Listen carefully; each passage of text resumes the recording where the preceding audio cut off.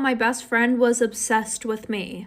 And I'm not saying obsessed as in, oh my god, like, she does her hair like me. No, I'm saying in a creepy way. So a little background information, I was 14 and it was the summer before I was going into high school. And I had this best friend who we're gonna call Madison. Now, I met Madison like a month before school ended. She was one of those kids that nobody really liked and nobody wanted to be near. But we were partnered up in this one class and she's actually really funny. So since summer just started, I invited her over to have a sleepover at my house. Everything went well, we were swimming, we watched movies, but my house was in a really wooded area, so if you had certain phone carriers, you wouldn't get any reception. So she asked if she could use my iPad to text her dad, and it was like 11 o'clock at night, so I let her use it, and then we went to sleep. Well, I woke up around 3 in the morning because my phone kept going off, like for part 2. Part 2 about how my best friend was obsessed with me in a creepy way. So like I said, I woke up at 3 in the morning because my phone kept going off and it wasn't dinging or anything. It was just a light flashing when it would go off and on. So I look around for Madison and then I see my bathroom light is on but the door is shut. So I just brush it off and I go on my phone and I see a bunch of text messages that were sent from me, but they weren't sent from me. Like, obviously, somebody had went on my iPad and started sending people messages. So I look at these messages, and it's all texting Madison. And I kid you not, it's literally pictures of me while I'm sleeping that she sent to herself. Like, there was a picture of my hair, a picture of one of my birthmarks. And then on her side of the nightstand, there was literally a lock of my hair. Like, she cut my hair off. And it was in a Ziploc bag. So at this point, I'm actually really creeped out and I go and tell my mom. And my mom talked to her mom and apparently she's done this before.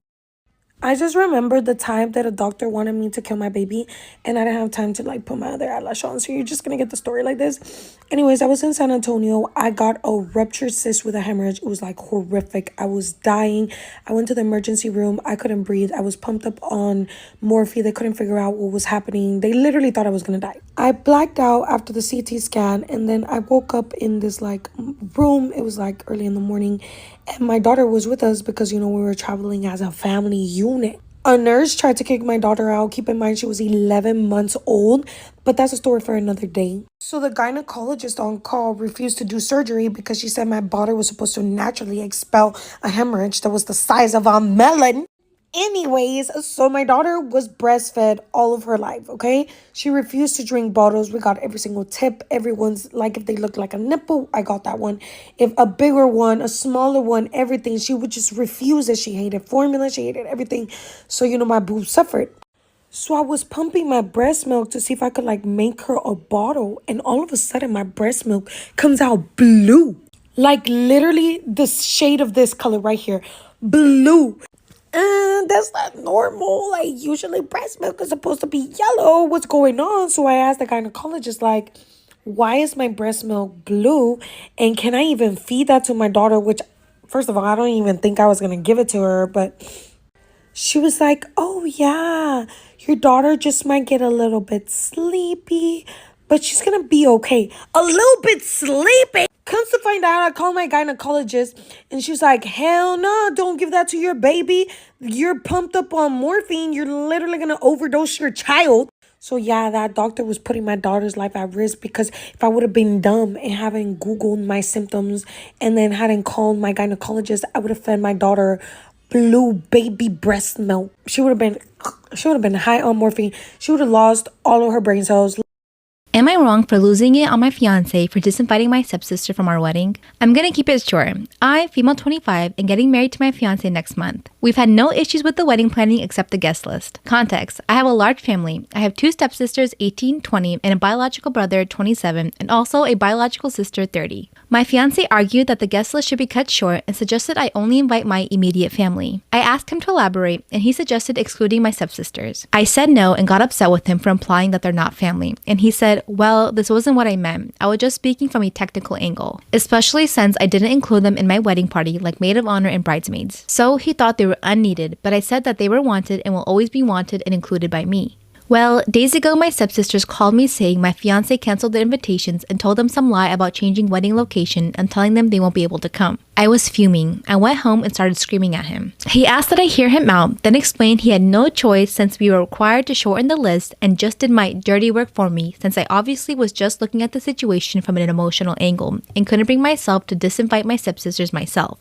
I called him a hypocrite because he invited almost 6 of his family friends who, as far as I know, aren't immediate family. I told him he hurt my stepsisters by going behind my back and excluding them from my wedding, which they've been excited about. He got up from the couch and yelled that it's our wedding, so my stepsisters' feelings aren't really that relevant compared to his, and he called me controlling for wanting my way or the highway. He took his phone and stormed off to see his friends. Some of his friends called to scold me for how I'm treating their brother, and then went on about how rude I was to suggest that their brother disinvite them from the wedding just because I don't like them and called it a you problem. My future mother-in-law called and is wanting to speak to me. He probably told her what's going on and she's probably going to ask that I apologize for yelling.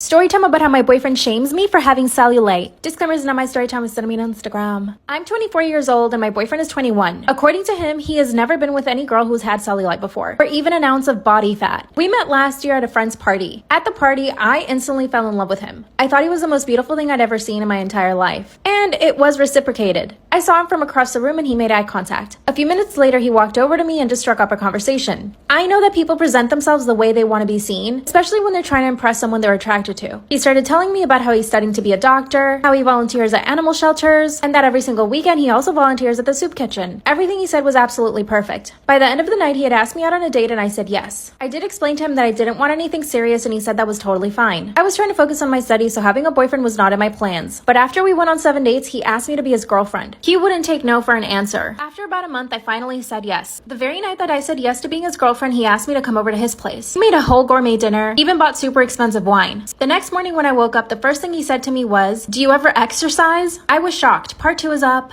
Story time about how my boyfriend shames me for having cellulite. Disclaimer is not my story time, I sent me on Instagram. That's when he said point blank, super serious, "Do you ever exercise?" I just stared at him. Then I thought he must be joking. So I started to laugh a little, and then he says, "No, seriously, do you ever exercise?" I said, "Sometimes." Then he told me, "You should really try to work out at least 5 times a week." I went home and finally texted him saying that I wasn't comfortable with the way he spoke to me. That's when he said that what he said to me was completely normal, and that I shouldn't be offended. This was all in text, by the way. That's when he sends me another text message saying, "You wouldn't have as much cellulite as you do if you didn't eat so much fast food. And if you exercise 5 times a week like I told you." I didn't reply to him for the rest of the day. Later that day, he shows up to my apartment and says, "I should feel comfortable enough to tell you what I think about you." He somehow ended up making me feel bad and I ended up apologizing. Obviously, after that, I became really self-conscious about my cellulite and my entire body. So anytime we were together, I would always stay under the covers. By the way, my boyfriend doesn't have a great body. He's super soft and pudgy. Last week, he told me that he had abs though. Part 3 is a story time about how my boyfriend shames me for having cellulite. Disclaimer, it's not my story time, it's sending me on Instagram. One day, he pulls up his shirt and says, "Look, I have abs." Which, no, he doesn't. He's super soft and has a thick layer of fat on it. I smirked and he said, "What?" And I said, "You don't have abs." Then he says, "Yes, I do. I'm in better shape than you." By the way, he said this in front of his friends, so I was super embarrassed and stayed quiet the entire day. He finally went to drop me off and I was so happy to be home. But he decided to come upstairs with me. Got straight into my PJs. And when I came out of my bedroom, he says, "Wow, your cellulite's getting worse by the day." That's when I finally broke. I turned around and started yelling at him. I told him he had no right to talk about my body the way that he did, and that all he does is objectify me. He started laughing and said, "Wow, those are big words." And that when we met, he thought that I was in better shape. My clothes obviously tricked him. I'm 5'4" and I weigh 130 pounds. I am by no means fat, but the way that he was bullying me was making me think that I was. That's when I told him that he was the fat one, and that he had a big, huge beer belly. I also told him that his face was super round, but that didn't bother me. Oh yeah, and that his hairy back was gross. Then he said, "Wow, I can't believe you're attacking my physical appearance." Then he stormed out of my apartment, and as soon as he left, I felt happy. We haven't spoken in 4 days. I'm afraid that if he asks me to get back with him, I will. But I should just break up with him, right?